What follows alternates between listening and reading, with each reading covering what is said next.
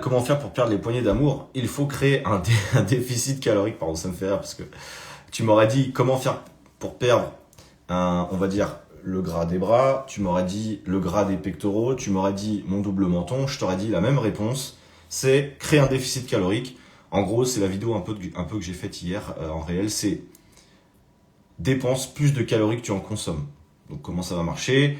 Tu vas te mettre plus en action, faire plus de marche, plus d'entraînement si tu n'en fais pas encore, et surtout gérer tes apports caloriques, puisque c'est la balance entre ce que tu consommes et ce que tu dépenses. Eh bien, je te conseille de vraiment te mettre un focus sur ce que tu consommes et potentiellement calculer tes calories. Je pense que ça peut être une idée. Mais en gros, améliorer ton alimentation, pas forcément réduire tes assiettes. Quand on veut perdre du poids, il ne faut pas réduire ses assiettes. Au contraire, je dirais, il faut augmenter la taille de ses assiettes, mais il faut en changer la répartition, ce que les gens ne font pas la plupart du temps. Ils vont souvent arrêter un ingrédient et juste réduire des petites assiettes et au final on a faim une heure après. Donc ce qui était une erreur. Donc l'idée c'est ça. Ne cherche pas à faire des exercices spécifiques pour perdre les poignées d'amour puisque ça n'existe pas. Voilà ma réponse. Mélia, salut. Est-ce que faire du sport juste le week-end, ça sert à quelque chose? Oui, ça sert tout le temps.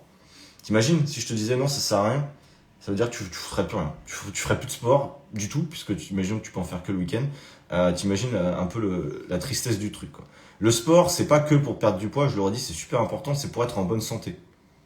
C'est comme manger équilibré. C'est pas juste pour perdre du gras et avoir des abdos. Manger équilibré, en réalité, c'est pour être en bonne santé. C'est juste que souvent, on l'oublie un peu. On le perd un peu de vue, ça. Donc, je te rassure, faire du sport le week-end, ça sert. Est-ce que... en fait, ça dépend de ton objectif.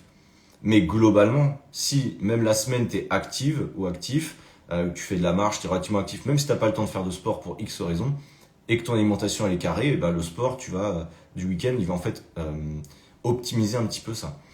Après, faire que 2 jours de sport dans la semaine, est-ce que c'est suffisant? Ça dépend de l'objectif. Moi, dans mon avis, dans une semaine, l'idée c'est de faire plus de jours de sport avec du sport, justement. Enfin, avoir plus de jours dans sa semaine avec des séances de sport que sans. Si tu pars de ce principe-là, il y a 7 jours. Moi, je pars du principe que 4 séances dans la semaine, c'est l'idéal. Parce que tu as une majorité de tes journées avec du sport. Et donc, en termes d'habitude, surtout une question d'habitude, je trouve que c'est plus efficace. Puisque tu as une majorité de journées avec du sport. Donc, psychologiquement, je trouve ça plus intéressant. Et même, c'est quand même plus intéressant en termes de progression. Donc voilà. Mais, imagine, je te dis non, t'arrêtes le sport. Putain, ça serait dommage. Je descends petit à petit. N'hésitez pas pour ceux qui nous ont rejoints. Si vous avez des questions sur le sport, sur l'alimentation, sur la perte de poids d'une manière générale, sur le coaching ou sur ce que vous voulez. Ou sur le ramadan. Voilà, comme une question de Mohamed. Une question. Avec le ramadan, je n'arrive pas à trouver un nouveau rythme de sport. J'ai essayé en plein jeûne. Mon corps n'a pas du tout apprécié. Un conseil pour maintenir son poids sur le mois.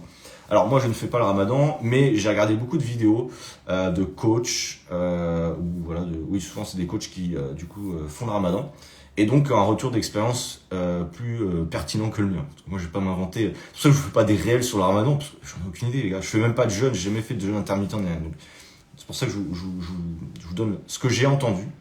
En gros, il y en a qui conseillent de faire le sport avant de casser le jeûne. Donc, je sais pas à quelle heure c'est exactement, peut-être, j'en sais un, 20h, je pense, un truc comme ça. 20h30, je sais pas exactement. L'idée, c'est ce qu'ils disent, c'est faire le sport vers 19h30, enfin vers 19h, on va dire, fin de journée, pour que juste après, tu puisses avoir une source de nutriments, tu puisses t'hydrater. Parce qu'en fait, c'est ça le problème, c'est que si tu le fais en plein milieu de la journée, déjà t'es un peu fatigué du fait de pas avoir mangé, mais ça limite c'est pas voilà. Mais sauf que derrière t'as plusieurs heures sans pouvoir récupérer, et ça c'est un problème, tu vois. Ton corps n'a pas du tout apprécié, c'est normal. Donc l'idée, je pense que réellement c'est la meilleure option, c'est de le faire à la fin de ton jeûne, à la fin de la journée. Tu seras forcément pas à 100% comme d'habitude, je veux dire, mais derrière tu fais une petite séance, je sais pas, d'une demi-heure à ton rythme avec des temps de repos, voilà. Eh bien, normalement, vu que tu pourras boire et manger derrière, je pense que ça se passera mieux pour toi, clairement. Moi, en tout cas, c'est comme ça que je ferai, je pense. Et pour prendre du poids, pour interrogation, pas pour moi, mais mon fils qui a 17 ans. L'idée, ça va être qu'il mange plus de calories qu'il en dépense. Même principe. Le principe de déficit ou de surplus calorique, c'est le même. Ou de maintien. La plupart des gens ont un maintien calorique, c'est pour ça qu'on ne prend pas spécialement poids, on n'en perd pas. L'idée, ça va être de soit se dépenser moins, ce qui n'est pas forcément une bonne idée, en tout cas pas faire de cardio spécialement. Sûr que si ton fils il court 5 fois par semaine et il mange 4 brins de salade, ça va être difficile de prendre du poids. L'idée c'est ça, c'est d'augmenter les apports caloriques de cette personne. Voilà. Je sais que c'est exactement la même problématique pour quelqu'un qui veut prendre et perdre du poids, dans le sens où c'est pas évident. Dans les deux cas, je le sais. Il y a des gens qui vont dire ouais mais c'est facile pour toi, tu prends pas un gramme. Oui, mais bah justement en fait, non, comment je pourrais dire ça. En fait, pour les gens qui se sentent pas bien dans leur corps et qui sont très maigres, c'est le même problème. Ça veut dire que pour certaines personnes, pardon, je vais y arriver, qui sont en surpoids, c'est des actions qui sont assez difficiles à mettre en place au début. Donc voilà. Je descends petit à petit. Alors, bonjour, comment faire quand on a tout le temps faim? Des idées boss. Manger. Voilà, merci. Merci pour tes questions. C'est pas possible aujourd'hui, c'est plus possible de croire qu'on va perdre du poids en se laissant mourir de faim. C'est plus possible. On n'est plus sur les régimes minceurs des années 2000, ça faut arrêter. Si t'as tout le temps faim, il y a deux choses. Soit tu ne manges pas assez lors de tes repas, ou alors tu manges pas à des heures régulières. Ça aussi, c'est à mon avis un gros problème pour certaines personnes. Ou alors t'as un dérèglement. Là, après là, c'est plus technique. Et là, aucune idée. Je pourrais pas rentrer dans le détail. Mais pour la plupart des gens, si vous avez tout le temps faim, c'est que vous mangez des repas qui sont pas vraiment des repas, genre que des légumes. Je connais des gens, ils mangent par exemple que des tomates cerises sur le déjeuner. C'est pas un repas, tu vois, c'est une entrée quoi. Et donc forcément que tu as tout le temps faim, tu vois, c'est un exemple. Mais donc c'est pour ça que déjà, faut peut-être revoir ce qu'on consomme sur ces repas et peut-être manger plus de féculents, plus de protéines qui vont mettre justement plus de temps à être digérés. Et ce qui fait que ça va retarder un peu le processus de faim derrière. Après, il y a plein de choses qui peuvent rentrer en compte, donc je ne vais pas rentrer trop dans le détail. Mais la première chose, à mon avis, c'est de revoir un peu comment sont constitués tes repas. Je pense. Est-ce qu'un cheat day dans la semaine un peu excessive peut gâcher une semaine de déficit? Oui. Oui, parce que si tu sais pas, si t'as pas vraiment calculé tes calories lors de ta semaine de déficit, imaginons que tu es en déficit de 200 calories par jour, ce qui est possible, du coup c'est un léger déficit. Donc tu fais 6 fois 200, ça fait 1200 calories, d'accord? Tu as économisé 1200 calories, mais sur ton cheat day, imaginons le dimanche, tu exploses tout, tu as 4000 calories, c'est un exemple, il faut toujours faire des calculs personnels, mais tu peux largement rattraper ces 1200 calories sauvées sur les 6 jours. Donc oui, un cheat day, c'est un peu de la merde parce que tu peux tout faire exploser. Pour moi, un cheat day, c'est un peu abusé. Normalement, personne n'a besoin d'un cheat day. Un cheat meal, donc c'est en fait, pour les non-anglophones, on ne sait jamais. Un cheat day, en gros, c'est faire un jour complet où je fais nimp. Et encore, tu me précises un peu excessive. Mais déjà, voilà. Personnellement, je suis pas fan de cheat day complet. Je préfère faire un repas plaisir ou 2 repas plaisir dans la semaine de temps en temps. Mais le principe de cheat day, c'est un peu le principe de la diète des gym bros, en gros des mecs qui font de la muscu mais qui n'ont rien compris, qui vont manger brocoli poulet du lundi au samedi. Du coup, frustration, ce qui est le cas de beaucoup de gens. Et du coup, le dimanche, on explose tout. C'est un peu une diète à l'américaine. C'est pas ouf. Moi, je préfère me faire plaisir un peu toute la semaine, en étant cohérent, évidemment. Moi, je calcule mes calories s'il y a besoin. Mais en tout cas, en sachant quand ça rentre dans mon apport calorique. Plutôt que de tout exploser sur un jour. Je trouve pas que ce soit hyper pertinent. Parce que c'est risqué, en fait.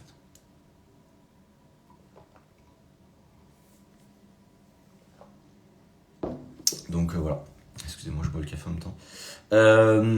Hop, je descends petit à petit. N'hésitez pas pour ceux qui nous ont rejoints. Si vous avez des questions sur le sport, sur l'alimentation, eh bien, let's go, on y va. Il est très sportif, effectivement. Du coup, j'ai du retard dans les commentaires, mais du coup, s'il est très sportif et qu'il veut prendre du poids, il va falloir qu'il bouffe beaucoup. Pas manger de la merde, hein, mais manger plus que ce qu'il mange aujourd'hui. Pas de...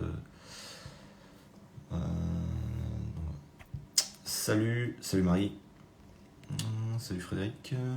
Bon, en fait, je vois tous les dimanches, je vois les mêmes têtes, c'est marrant. Ce matin, j'ai vraiment hésité à faire le live. Je me suis dit, allez, let's go. On va bien rigoler.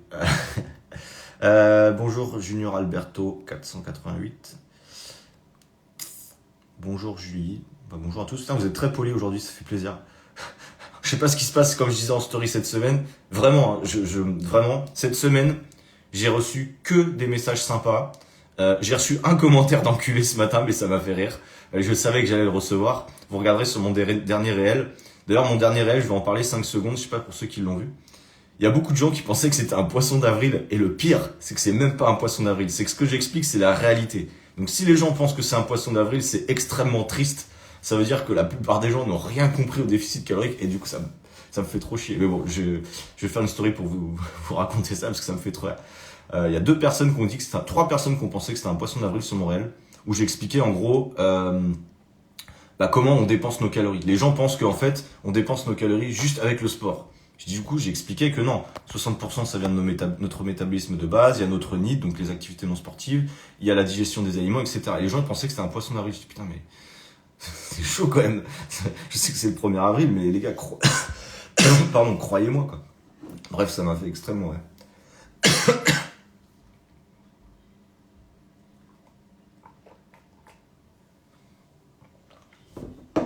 Je sais de pas m'étouffer, ce sera bien pour finir le live au moins.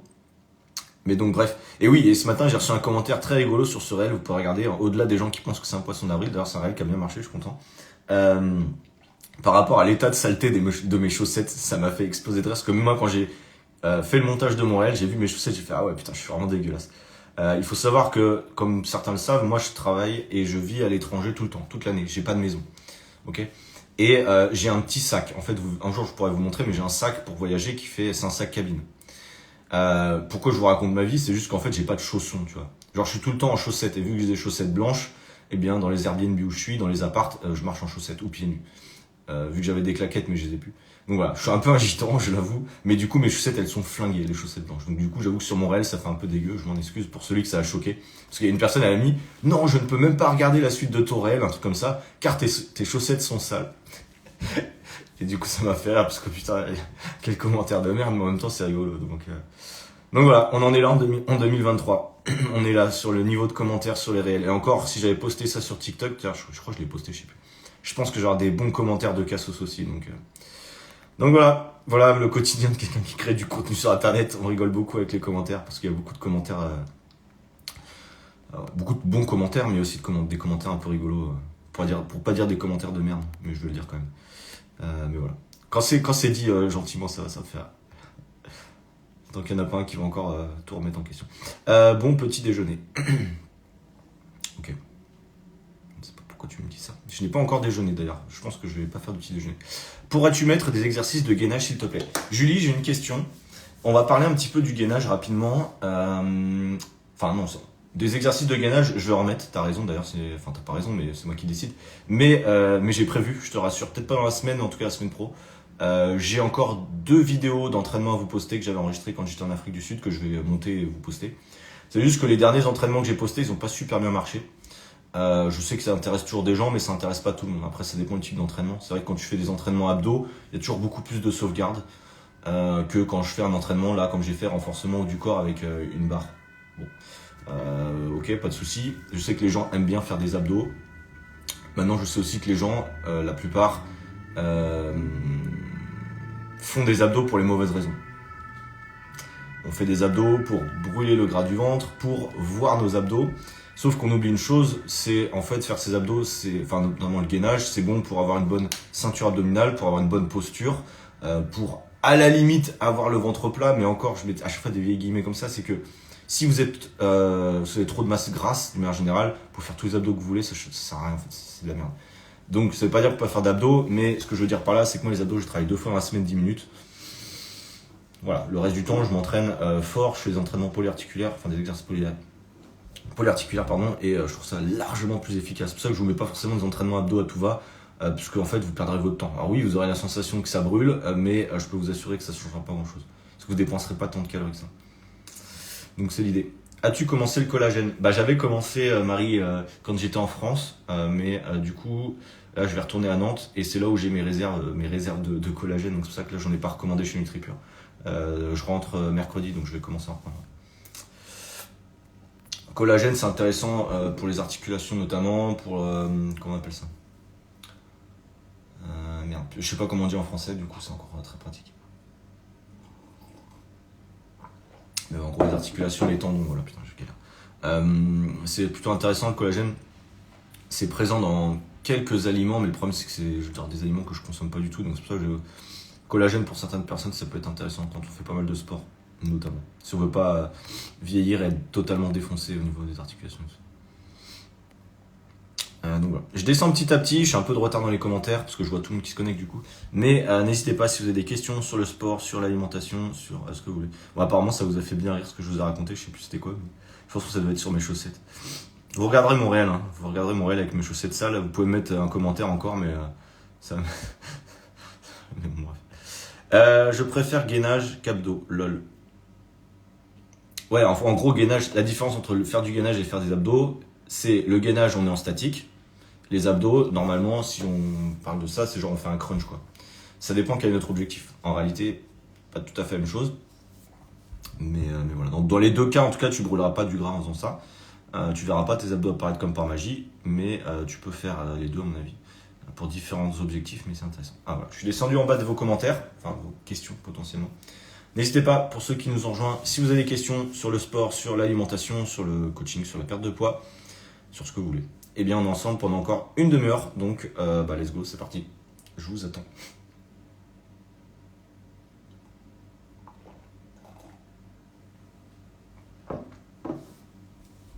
En attendant, hop, je vous montre un peu la vue. Je sais pas si on va bien voir. Tant qu'à faire, hein, vu qu'il n'y a pas de questions, je me dis autant faire une visite. Mais oh putain, il fait froid. Hop, donc ah mince, il y a des nuages. Mais sinon la vue est plutôt pas mal. Ah bah il pleut en plus, hein, c'est sympa. Mais normalement, voilà, on le voit pas. Je sais pas si je peux zoomer. Ah, si. Bon, il y a je sais même pas. Non, on voit même pas la neige. Putain, dégoûté. Mais normalement, il y a de la neige au loin. Donc je suis à Annecy. Hein. Il y a le lac qui est derrière. Bon, on le voit vite fait aussi. Le lac, c'est juste merde, par là. Mais bon, bref. Hop, peut-être que tout le monde s'en branle, hein. C'est possible.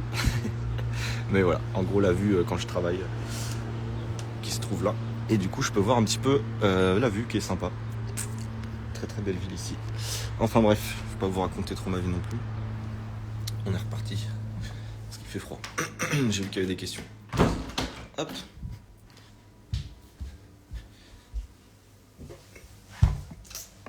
Alors. D'ailleurs, pendant que je réponds à cette question-là, n'hésitez pas à me dire pour les 23 personnes qui sont présentes d'où vous venez. Enfin, d'où vous venez. Où vous regardez le live plutôt. Parce qu'après, vous pouvez venir d'où vous voulez, je m'en fous. Enfin, c'est pas je m'en fous, mais voilà, moi, vous voyez, peut-être sur mon t-shirt. Je ne viens pas d'Annecy, d'ailleurs, c'est marqué à l'envers, à mon avis, je sais pas si vous arrivez à lire. Mais voilà. N'hésitez pas à me dire d'où vous écoutez ce live, ça m'intéresse. Parce que je sais qu'il y a du monde de partout, en France, des fois à l'étranger, en Suisse, en Belgique, au Maroc, en Algérie, en Afrique, en Australie des fois. Enfin, là, peut-être pas avec le décalage horaire, si c'est possible. Donc voilà, je suis juste curieux, ça me fait rire. Vous savez, moi je voyage beaucoup. Et donc, si jamais vous êtes dans une des destinations à laquelle je vais aller prochainement, bah, potentiellement, on peut se capter. Pourquoi pas. Oui, pour l'alimentation, tu disais de faire... Oula, tu disais... Alors, je vais lire exactement comme tu as écrit, parce que c'est pas simple. Oui, pour l'alimentation, disais... Alors, je pense que tu voulais dire tu disais, mais du coup, tu as mis un T, alors du coup, c'est bizarre à lire. Te faire plaisir, mais avec quoi? Ah, le plaisir dans l'alimentation. Alors ça, c'est pas à moi de te dire avec quoi te faire plaisir, parce que je n'ai pas les mêmes goûts que toi. C'est la question. Moi, personnellement, je me fais plaisir le matin. Là, je vais faire juste après. Hop, je vous montre. Alors, le matin, on est le midi, vous avez compris, on est dimanche. Avec ça. Bon, je vais pas faire un placement de produit, hein, mais bon, vous le savez, pour certains, je bosse avec NutriPure. Et en gros, la farine de patate douce, moi, je trouve ça cool.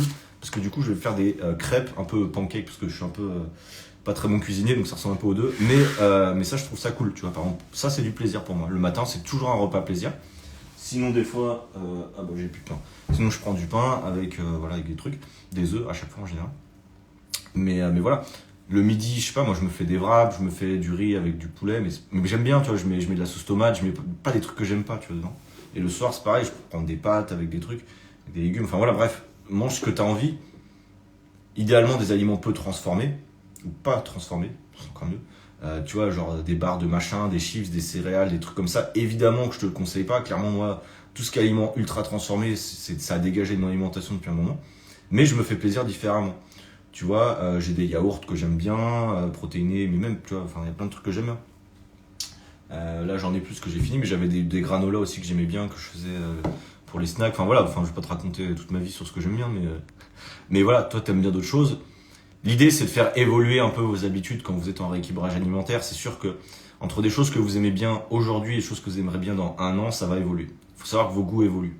Souvent, moi, quand je parle avec des gens, même quand je vais chez des amis ou quoi, qui mangent comme la majorité des Français, c'est-à-dire qui mangent ok, mais qui, selon moi, ont encore des choses qu'on peut améliorer. Mais moi aussi, j'ai des choses que je peux améliorer dans mon alimentation et c'est jamais parfait.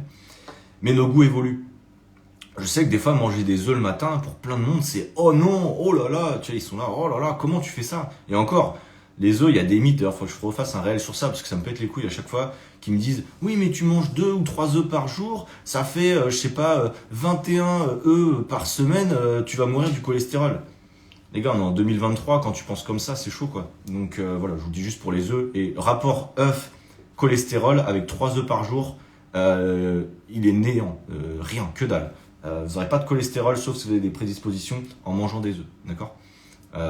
C'est comme pour les gens qui arrêtent le gluten pour X raisons, alors qu'ils sont même pas intolérants, sachez que ça sert à rien en fait, ça change rien. Enfin, comment dire, vous êtes libre de faire ce que vous voulez, c'est ça que je veux dire. Mais il y a aussi des études scientifiques et il y a aussi des trucs marketing que je peux vous dire, les œufs c'est pas mauvais. Les produits laitiers, pour la plupart des gens, c'est pas spécialement mauvais. J'ai encore vu, quand je vous ai parlé du lait hier ou avant-hier, en story, il y a beaucoup de gens qui m'ont dit le lait de vache, c'est pour les veaux. Ok, super. Pourquoi pas? Après, vous faites ce que vous voulez. Hein, sur le lait, je ne vais pas rentrer dans le débat, on s'en fout. Mais ce que je veux dire, c'est que... Tiens, c'est une bonne réflexion. Je sais même plus ce que je veux dire. Non, ça m'arrive des fois, je parle d'un truc et ensuite je bug complètement. Je sais plus où est-ce que je voulais en venir avec ça. Bon, c'est pas grave. Tu sais quoi, je vais arrêter de m'enflammer sur ces questions-là parce qu'après je divague. Je vais descendre sur vos questions. En gros, tu me poses juste la question comment se faire plaisir et voilà. En fait, je suis parti dans des délires.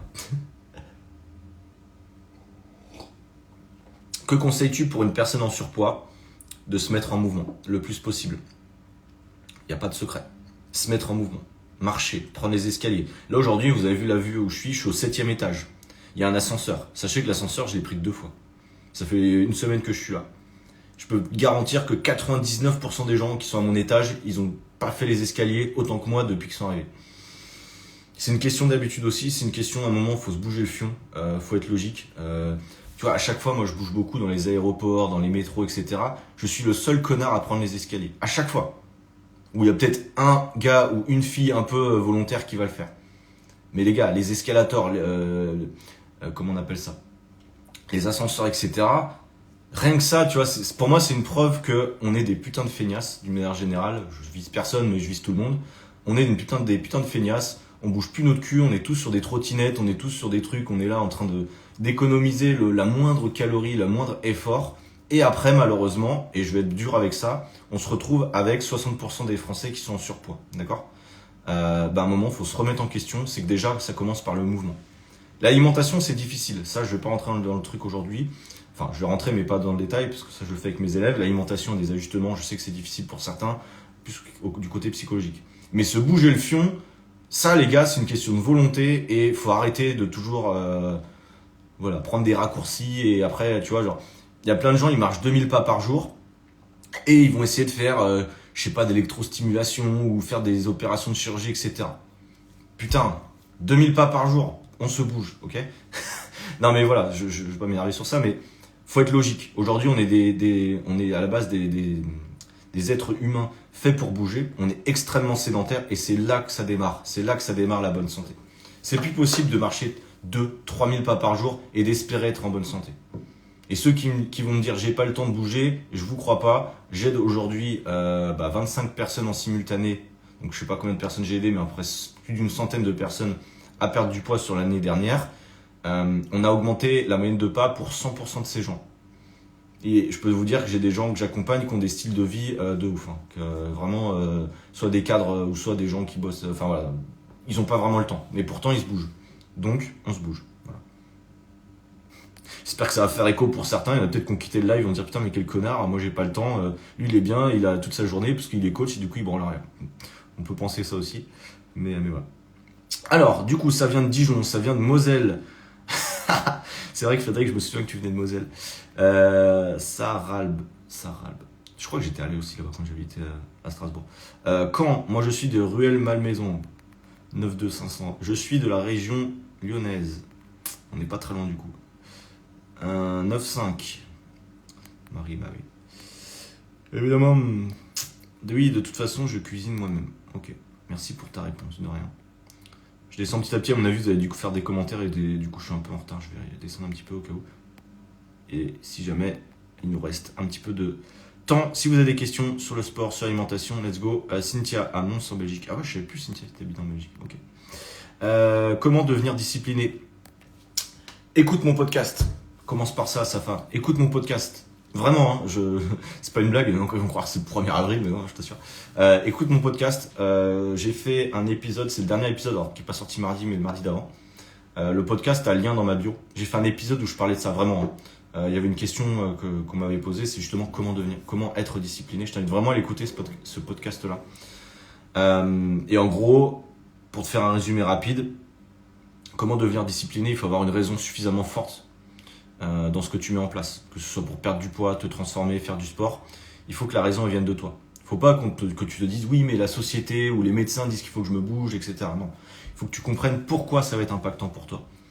Quelles sont les raisons profondes de ce changement? Pourquoi tu veux le faire? Il faut que tu t'en rappelles. Il faut que ce soit vraiment une raison importante. Si aujourd'hui tu as un léger surpoids et que tu veux perdre un peu le gras du ventre avant l'été, ça c'est pas une raison assez forte. Clairement, tu vas pas tenir longtemps. Il faut trouver sa raison. Moi j'ai mes raisons qui sont assez fortes. Au début, en tout cas, ça te sert à être discipliné, je pense, d'avoir des vraies raisons. Puis à terme, de toute façon, vu que c'est des habitudes qui sont mises en place, ça tient assez facilement.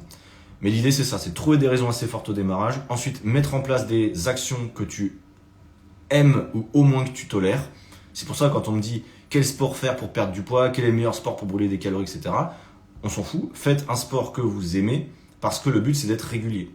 Et donc, pour être régulier, il faut faire une activité que vous aimez. Donc c'est ça qui est super important. Tu peux faire du badminton, tu peux faire du tennis, tu peux faire de la natation, tu peux faire juste de la marche. Tu n'es pas obligé de faire des hits, courses en tapis, parce que c'est juste casse-couille, par exemple. Tu vois l'idée? Donc, au début, c'est trouver ton pourquoi tu veux le faire. Ensuite, trouver un sport que tu aimes. Et ensuite, le mettre en place progressivement. Après, si tu as besoin d'aide, potentiellement, pour être discipliné, ça aide.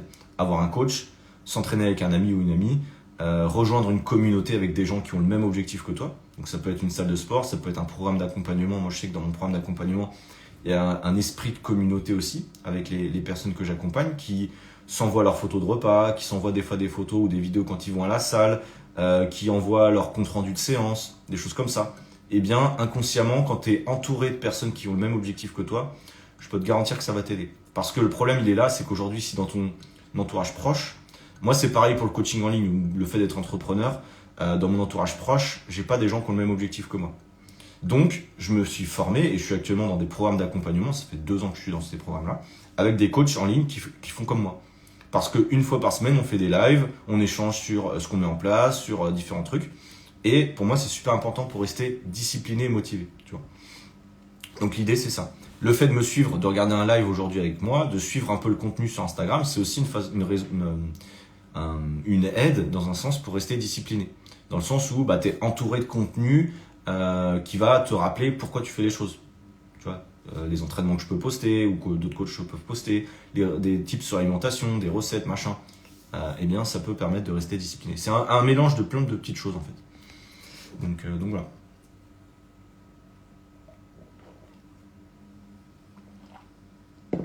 Il y a des gens, ça fait 10 ans qu'ils ne sont pas disciplinés. Moi, je connais des gens dans mon entourage, et comme tout le monde, hein, et peut-être vous, c'est votre cas, si vous me regardez, il y a de grandes chances que c'est votre cas, qui sont motivés 2-3 mois dans l'année, ensuite arrêtent pendant 2-3 mois. Là, l'été va arriver, enfin, bientôt. Juillet, août, je pense que 70% des gens dans le chat vont arrêter le sport. 70% même de mes élèves vont potentiellement me dire « Ouais, je veux faire une pause pendant 3 semaines parce que je pars aux Bahamas. » C'est une erreur, je le redis chaque année. Ne faites pas des pauses trop longues sur le sport. Ne trouvez pas l'excuse de oui, ça a été difficile toute l'année pour ma perte de poids, de mois de janvier au mois de juillet, je me suis restreint, j'ai fait beaucoup de sport, etc. Et du coup, moi, l'été, je fais n'importe quoi. C'est problématique, selon moi, de penser comme ça.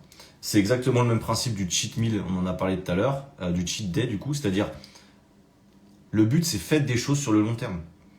Et que vous aimez. Si vous aimez votre pratique sportive, si vous aimez les recettes que vous consommez toute l'année, quel est l'intérêt au mois de juillet et d'août de tout arrêter et tout envoyer balader? Il n'y a pas d'intérêt en fait, parce que si vous aimez vos habitudes, vous allez continuer à les avoir. Alors oui, quand on est en vacances l'été, on se fait un peu plus plaisir et c'est ok, on peut faire un peu moins de sport mais continuer à être actif d'une autre manière.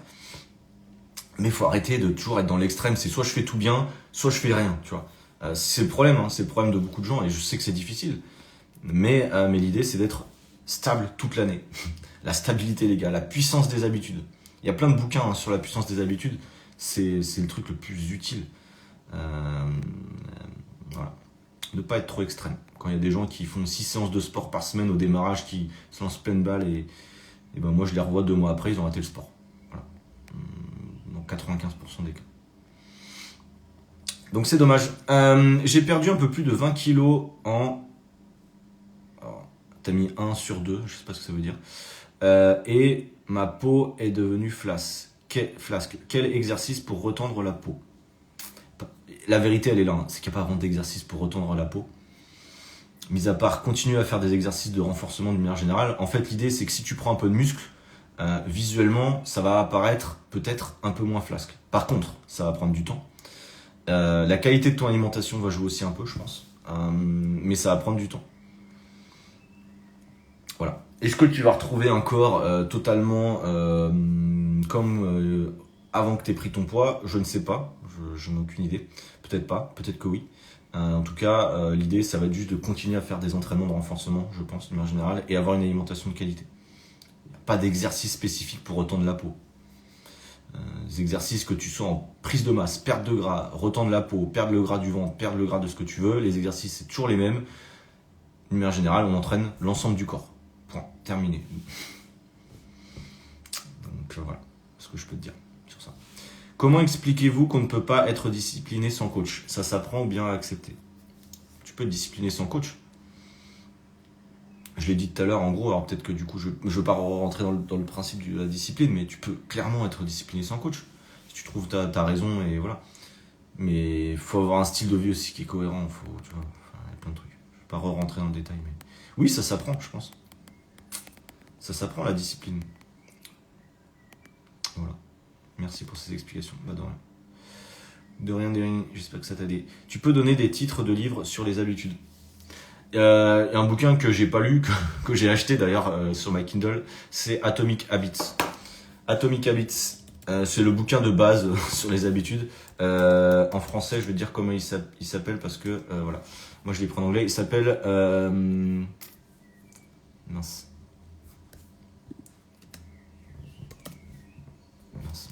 je l'avais là, désolé. Peut-être que non, qu'ils l'ont dans le chat. Atomic Habits français. Un rien peut tout changer. L'auteur, c'est James Clear. Vous pouvez le prendre en anglais ou en français, c'est pareil. Il coûte 12 euros sur le format Kindle et en format papier, il coûte 18,95. Mais c'est un investissement, pour ceux qui vont dire que c'est trop cher. Les gars, voilà. Non, en fait, le truc, c'est que moi, j'ai lu beaucoup de bouquins depuis quelques années. J'ai écouté beaucoup de podcasts aussi. Je pourrais vous faire une petite liste je l'ai déjà fait, mais je pourrais vous refaire une liste de podcasts que je vous invite à écouter. Moi, j'écoute des gens qui sont un peu dans le même mindset que moi, le même état d'esprit. Soit des coachs, soit des youtubeurs, ou des gens sportifs en tout cas, entrepreneurs. Des gens, en fait, moi, comment je suis devenu discipliné, c'est en écoutant des gens qui étaient au niveau où je voulais être. Ou en tout cas, j'essaie de me rapprocher de leur niveau en termes d'habitude de vie, d'objectifs, de voilà, style de vie, etc. Donc il y a des gars que j'écoute comme Eric Flagg, qui est potentiellement l'un des plus connus, qui a un podcast qui est intéressant où justement il décrit, je crois qu'il a dû parler de Eric Flagg a dû parler de ce livre Atomic Habits plusieurs fois. C'est pour ça que il y a d'autres gens qui en ont parlé, mais que j'aime bien. Il y a Quentin Randis que j'aime bien aussi, qui est un coach aussi comme moi. Enfin voilà. C'est 2 podcasts que j'aime bien notamment. Après il y en a d'autres que j'ai pas forcément en tête. Mais c'est les 2 en tout cas que j'aime beaucoup, qui sont un peu comme les podcasts que moi je peux faire, dans le sens où c'est des gars qui n'ont pas de filtre. Vous écoutez mes podcasts, vous verrez qu'il n'y a aucun filtre. Je dis tout. Voilà. Je vous donne tous les conseils possibles et il n'y a pas de filtre. Et eux, ils font un peu la même chose. Et du coup, à force d'écouter des gens comme ça, ça m'a permis de moi-même appliquer des choses. Donc voilà. Bon, apparemment le sujet des livres ne vous intéresse pas puisque tout le monde s'est déconnecté. N'hésitez pas, pour ceux qui ont des questions en tout cas sur le sport, sur l'alimentation, on va repartir sur ça. Hein. Si on parle de déficit calorique, il y aura plus de monde dans le live. Donc let's go, on va parler perte de gras, comment perdre le gras du ventre. Allez, c'est parti. Non, je rigole. Quelle est ta prochaine destination? Bah, ça va peut-être pas intéresser grand monde, mais bon... attends, par contre, je vais peut-être pas pouvoir le dire. Attends, pour une raison simple. Et quels sont tes critères de choix? Par exemple, au moins une salle de sport à proximité, un coût de la vie. Ouais. Ma prochaine destination, je vais pas vous la dire tout de suite pour une raison. C'est parce que cette destination, elle est en rapport avec un enterrement de vie de garçon d'un de mes amis qui tout à l'heure était présent dans le live. Je sais pas s'il est encore présent dans le live. Je crois pas, je vais regarder. Je pense pas, ça m'étonnerait. Parce qu'on était ensemble hier. Non, c'est on n'est plus dans le live. Mais moi-même, en fait, je ne sais pas encore quelle est ma prochaine destination. Je vais vous le dire entre nous rapidement avant qu'il se reconnecte. Ça sera le sud de l'Europe. Voilà. C'est pas très compliqué. Donc, ce soit l'Espagne, soit le Portugal. Et ça sera d'ici... Parce que là, je vais rentrer à Nantes mercredi. Je reste 15 jours, 3 semaines. Et ensuite, je repars dans le sud de l'Europe. Les critères de choix, surtout en ce moment, c'est la météo, le coût de la vie. Et dépendant où j'en suis dans l'activité, le fuseau horaire, décalage horaire, c'est important. C'est pour ça que j'étais en Afrique du Sud. Je voulais pas le faire forcément en Asie parce que là j'avais beaucoup de taf et j'avais pas envie d'être trop décalé avec 6-7 heures de décalage horaire. Donc c'est ça. Après, j'ai pas spécialement d'autres critères, mis à part la sécurité, le bien-être, la proximité avec la plage. Généralement, vous verrez sur toutes mes destinations depuis un an, je suis tout le temps à côté de la plage. Je vais pas me baigner tous les jours, hein. Je suis pas en train de bronzer, au contraire. Hein. La semaine, je bosse comme tout le monde. C'est juste que le fait d'avoir une vue, de voir la mer ou juste de me promener, ça m'aide beaucoup en termes de créativité. C'est juste pour ça. Donc voilà, mes critères. Après, salle de sport, tout ça, évidemment, c'est important. Pour moi, c'est primordial. Il y a toujours une salle de sport où je vais. Peu importe, je dirais, la qualité de la salle, j'arrive à m'adapter. Des fois, je m'entraîne dans des salles d'hôtel avec 4 haltères et un banc. Moi, personnellement, vu que je sais quand même m'entraîner un peu, ça me dérange pas. Plus il y a de machines, plus c'est sympa. C'est sûr que sur le long terme, je préfère. Mais sur du court terme, je peux m'entraîner avec peu de choses. Même avec un élastique, je peux m'entraîner. Même si c'est un peu chiant, ça m'arrive de le faire. Donc voilà l'idée. Voilà l'idée. Hop, n'hésitez pas, pour ceux qui nous ont rejoints, si vous avez des questions sur le sport, sur l'alimentation, sur le coaching, on a encore 10 minutes de live ensemble. Let's go, n'hésitez pas. Le meilleur livre à lire sur les habitudes, c'est L'effet cumulé de Jaren Hardy, Atomic Habits et bof, je trouve. Ah ok, l'effet cumulé de Jaren Hardy. Ok, cool. Bah tu vois, je savais qu'il y en a qui auraient des recommandations. Je note aussi. Je vais lire les deux, hein, de toute façon. L'effet cumulé, décuplez votre réussite. Cool. Bon bah merci, tu vois, pour la recommandation, je le lirai. J'en reparlerai. En fait, quand je lis un bouquin, des fois, j'en parle dans mon podcast derrière. Pour ceux qui ont la flemme de lire le bouquin, en fait, je vous fais un débrief. J'avais fait la même chose pour The One Thing. J'avais fait un épisode, justement, pour passer à l'essentiel, en gros.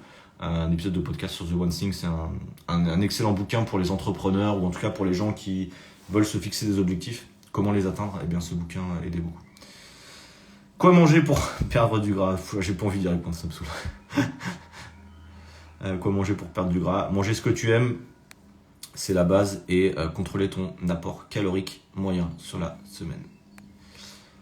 Évidemment, c'est la base. Mais il n'y a pas d'aliment pour perdre du gras. Heureusement, t'imagines. C'est comme le réel que j'ai fait il y a une semaine, je pense, où je vous montrais des concombres et un paquet de pâtes. Et je vous disais que les pâtes, ça ne fait pas prendre de poids seul, et le concombre, ça ne vous fait pas perdre de poids seul. Ce qui est la réalité. Parce qu'il y a encore des gens qui classent les aliments entre aliment qui fait prendre du poids et aliment qui fait perdre du poids. Là, c'est problématique, parce que là, on n'a rien compris. C'est pas problématique, c'est dommage, juste, mais c'est juste que voilà, ça marche pas comme ça. Les aliments, c'est quoi? C'est un apport calorique. Donc, je sais pas, je vais prendre, j'ai pas d'exemple, mais genre un paquet de chewing-gum. Je sais pas, un chewing-gum, on va dire, ça fait 5 calories. Ça, c'est la composition de ce chewing-gum-là. Après, il y a également l'apport en macronutriments, donc c'est-à-dire protéines, lipides, glucides, qui est important à prendre en compte. Et ensuite, l'apport en micronutriments. Là, du coup, il y en a plus, je ne vais pas les citer, mais qui sont importants et primordiaux pour être en bonne santé. Donc un aliment, il est composé comme ça. Il n'est pas composé de prendre du poids, perdre du poids. La première chose, c'est vraiment l'apport calorique, ce qui est souvent sous-estimé pour la plupart des gens. J'ai fait un réel qui sortira la semaine prochaine, je pense, sur les amandes notamment. Les amandes, c'est un aliment qui est intéressant pour la santé, parce qu'il y a des nutriments qui sont super intéressants. Mais c'est extrêmement calorique. Donc les gens qui vont dire, oui, mais c'est healthy, du coup, je peux en manger, ils se retrouvent à bouffer des poignées d'amandes 3-4 fois dans la journée, et ils se retrouvent à bouffer 300 calories d'amandes. Alors, c'est pas que ça qui fait prendre du poids, mais si on fait ça plus, on contrôle pas ce qu'on mange à côté, on a l'impression de manger bien, on peut se retrouver en surplus calorique et prendre du poids. C'est aussi simple que ça. Donc, il y a une partie de calories, il n'y a pas que ça, je sais que, voilà, que c'est un raccourci, mais je fais exprès des fois de le dire, hein, que je vous dis calories, calories, calories, c'est exprès, c'est pour que des gens comprennent la base, avant d'aller dans des trucs plus précis, on va dire. Parce que des fois, moi je reçois des questions de gens qui sont sur des questions ultra précises sur des trucs, alors qu'ils savent même pas combien de calories ils consomment. Du coup, pour moi, c'est pas cohérent. Des fois, on est trop précis en disant est-ce que je peux manger 2 yaourts par jour parce que machin, parce que ces yaourts-là sont un peu mieux que les autres, machin, ok, oui, pourquoi pas. Mais l'idée, c'est pas ça. L'idée, c'est de comprendre l'ensemble de ton alimentation. Et ça, souvent, on l'oublie un peu. Donc voilà. Tu me parles d'une bonne raclette. Oula. Marion. Non, ne me parle pas de ça, s'il te plaît. Tu vas donner faim à tout le monde dans le chat, donc faut éviter. Tu peux faire une bonne raclette. Pas de soucis, profites-en. Mais enfin bon, les gens qui mangent du fromage à foison pendant tous les jours, c'est pas forcément la meilleure idée.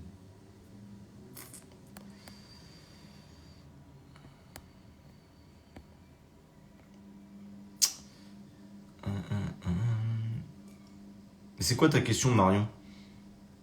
Du coup, tu m'écris. En fait, le problème de ta question, c'est que tu m'écris un mot, ensuite il y a des gens qui se connectent, ensuite un mot, du coup, j'arrive pas à savoir quelle était ta question. Si tu veux bien la reformuler entièrement, please. Comme ça, je pourrais y répondre si ça te va. Parce que là, si je dois remonter tout en haut pour voir le début de la question, je suis un peu dans la merde. Donc, n'hésite pas, si tu as l'occasion. Et puis pour les autres, si vous avez. Putain, je vais arriver à parler. Si jamais vous avez encore des questions sur le sport, sur l'alimentation, sur le coaching, sur, je ne sais pas, un régime que vous avez vu, sur tel ou tel aliment, sur un exercice qui vous pose problème, sur, je sais pas, en tout cas, si je peux vous aider, en tout cas, j'essaierai. Bien sûr, il y a plein de questions auxquelles je peux pas répondre parce que je ne sais rien, tout simplement. Mais voilà.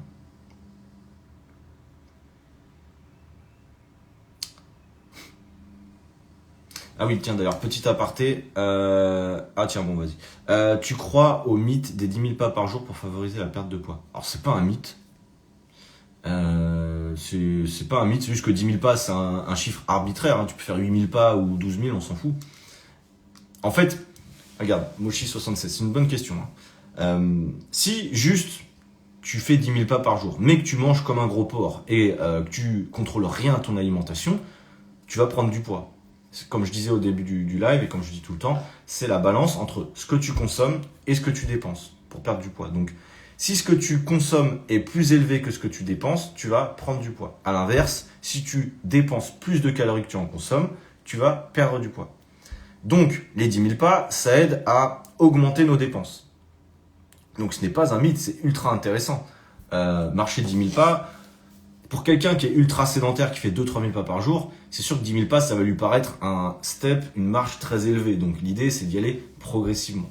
Mais c'est vrai, c'est pas un mythe. Ça va bien sûr favoriser la perte de poids. Mais si, comme je te disais, tu contrôles pas ce que tu consommes, si tu mises tout, et c'est pareil pour les gens qui misent tout sur le sport, mais qui mangent sans savoir ce qu'ils consomment, bah tu vas peut-être perdre du poids au début, ensuite tu vas stagner et terminer. Je vais recevoir un message dans 2 mois, tu vas me dire oui, je stagne.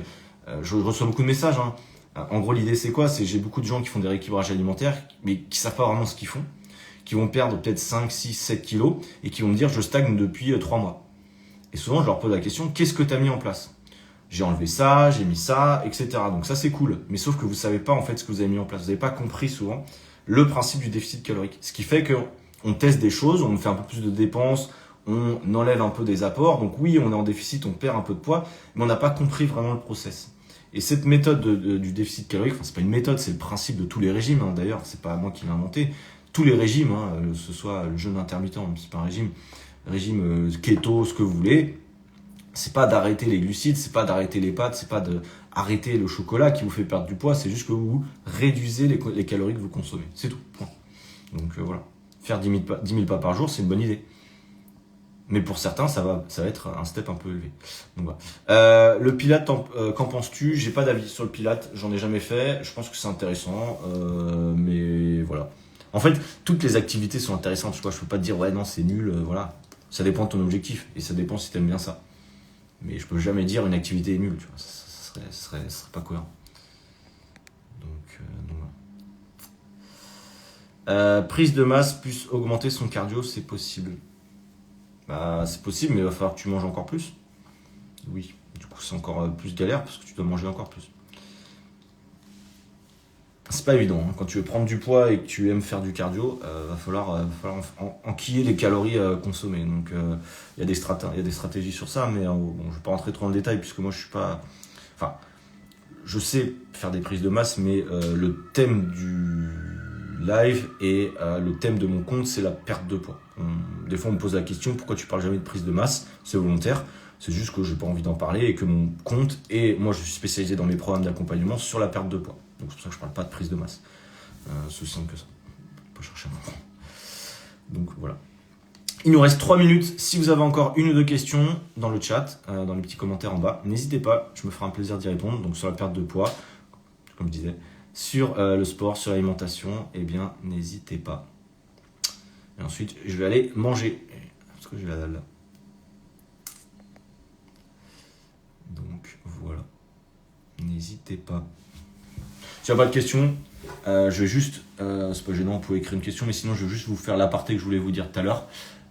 Mardi, il y a un nouvel épisode de podcast. Pour ceux qui l'ont vu, j'en ai parlé un petit peu en story. Le podcast, vous pouvez le retrouver dans ma bio, hein, si jamais pour ceux qui veulent l'écouter. Si vous avez un temps quand vous marchez, justement, pendant vos 10 000 pas, je vous invite vraiment à écouter un podcast. En tout cas, moi, c'est ce que je fais depuis des années et ça m'aide beaucoup. Et l'épisode de mardi, ça sera un épisode sur le sommeil. Donc, c'est avec un invité qui s'appelle Baptiste,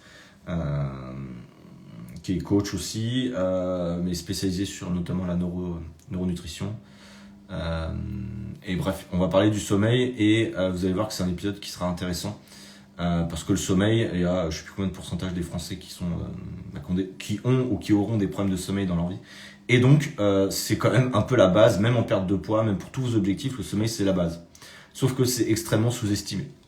Le sommeil, la marche, c'est pareil, c'est des choses qui sont très sous-estimées et du coup qui sont extrêmement importantes. Et on va en parler dans le podcast qui sortira mardi, donc que je vous inviterai à écouter. Je vous remettrai le lien mardi pour ceux qui veulent l'écouter évidemment. Donc voilà. Bon dimanche à toi aussi, Nono. J'ai loupé la partie chewing-gum, mince, petit rappel, merci. Je vais pas la refaire parce que je sais plus exactement ce que je vous ai dit. Désolé. il y avait rien de fou, hein, c'est par rapport au chewing-gum, je t'assure. Si tu parlais pas des chewing-gums, c'était un exemple. C'est un exemple par rapport aux calories. Je te disais pas chewing-gum, faut en prendre, pas en prendre, on s'en fout. C'était juste l'idée par rapport à la création du déficit calorique. Par quoi commencer pour perdre quelques kilos? As-tu des conseils, Laurie? Oui, te mettre en mouvement. C'est ce que j'ai dit à chaque fois qu'on m'a posé la question depuis le début du live. Mettez-vous en mouvement. Marchez le plus possible. Faites du sport. En tout cas, dépensez le plus de calories que vous pouvez. Et contrôlez vos apports caloriques. Donc, augmentez vos rations de légumes, potentiellement. Vos quotas de protéines, ça peut être une idée. Et réduisez au maximum vos aliments transformés. C'est des conseils de base, hein. C'est des conseils qu'un diététicien à 2 balles pourrait te donner. Mais l'idée, c'est de commencer par ça. Après, moi, j'ai des méthodes qui sont bien plus poussées que ça avec mes élèves, hein, voilà. Mais j'ai pas envie de vous prendre la tête avec ça aujourd'hui. Mais oui, il y a des méthodes. Faites-vous plaisir aussi. Commencez une perte de poids en vous faisant plaisir. Si vous commencez une perte de poids en vous disant j'arrête ça, c'est très compliqué. En fait, l'idée dans une perte de poids, c'est pas d'arrêter tel ou tel aliment. Ça serait plus de se dire j'ajoute tel ou tel aliment. J'ajoute plus de protéines dans mon alimentation. J'ajoute plus de légumes. J'ajoute, déjà ça, c'est déjà bien. Dans l'idée, en fait, tu vois. Donc c'est plus ajouter des choses qu'en enlever. Parce qu'à la fin, on va se retrouver à manger que dalle, tu vois. C'est pas l'idée. Donc continuez à se faire plaisir avec des aliments qu'on aime bien, peut-être en réduisant un peu la proportion de ces aliments dans notre alimentation. Mais tu vois, si t'aimes le chocolat, c'est pas parce que tu veux perdre quelques kilos qu'il faut arrêter le chocolat. C'est toujours pareil, il y a toujours les gens, ça m'énerve un peu, mais oui, j'arrête tout. Lundi, j'arrête tout. Non, lundi, t'arrêtes que dalle. Tu vas arrêter pendant une semaine, tu vas être frustré, tu vas recommencer 2 fois plus. C'est cas classique et malheureusement qu'on voit très souvent. Donc l'idée, c'est pas d'arrêter tout, c'est comme je disais, d'ajouter des choses. Ça peut paraître contre-intuitif, mais c'est la réalité des choses. Aujourd'hui, on mange pas suffisamment de protéines de manière générale, pas assez de fibres, et ce qui fait qu'on mange des aliments qui sont peu rassasiants et du coup on a la dalle tout le temps. Voilà. C'est une question de satiété. Hein. Quand on veut perdre du poids, le volume alimentaire, ce que vous consommez, c'est extrêmement important de comprendre que perte de poids n'est pas égal à avoir tout le temps la dalle. Bien sûr, vous aurez parfois un peu faim, mais si vous la jouez intelligemment, si vous avez une bonne méthode, moi je peux vous garantir que les assiettes de mes élèves, quand je leur envoie des fois le plan alimentaire ou les recommandations que je leur préconise pour leur perte de poids, 99% de mes élèves ont une assiette qui est plus grosse que ce qu'ils avaient avant. Et pourtant, ils perdent entre 3 et 5 kilos sur le premier mois. Voilà. Voilà pour vous donner une idée. C'est pas une méthode miracle, hein, c'est juste la façon de répartir vos assiettes qui change. Donc voilà pour moi pour aujourd'hui. Midi 1, je vais vous laisser. Je vais aller manger. Ça fait 1 heure qu'on a fait un live. Rendez-vous la semaine prochaine, je pense. Je vais pas parler en anglais, Akand JJ. Je vais pas parler en anglais parce que c'est la fin du live et parce que j'ai faim. Voilà. Bon dimanche à tous. Merci à tous et à toutes d'être passés dans le live. On se donne rendez-vous la semaine prochaine. Rendez-vous aussi sur les posts tous les soirs à 17h30 jusqu'à 19h. Ça dépend de l'heure de publication. Rendez-vous mardi pour le podcast également. Vous avez le lien dans ma bio. Et pour finir, vous avez aussi mon challenge gratuit. Si jamais vous voulez aller un peu plus loin sur comment calculer vos calories, comment mettre en place votre déficit calorique et donc commencer à perdre vos premiers kilos. Vous avez mon challenge, c'est totalement gratuit, vous avez 7 jours de vidéos et aussi des règles un petit peu de challenge. Let's go, vous pouvez commencer dès aujourd'hui, il n'y a aucun souci. Si vous avez besoin d'un accompagnement, potentiellement, vous pouvez m'envoyer un message. Aujourd'hui, on est full, j'ai plus de place. Mais on peut quand même faire un appel bilan, c'est le but, c'est d'échanger, voir ce que je peux vous proposer, ce que vous avez comme problématique, et après on ajustera, peut-être quand j'aurai une place qui se libère dans les semaines à venir, je ne sais pas encore, mais on sait jamais, s'il y a de la place, eh bien vous serez sur la liste d'attente, et let's go, on est parti ensemble. Voilà, bon week-end à tous, et à plus tard, salut bye.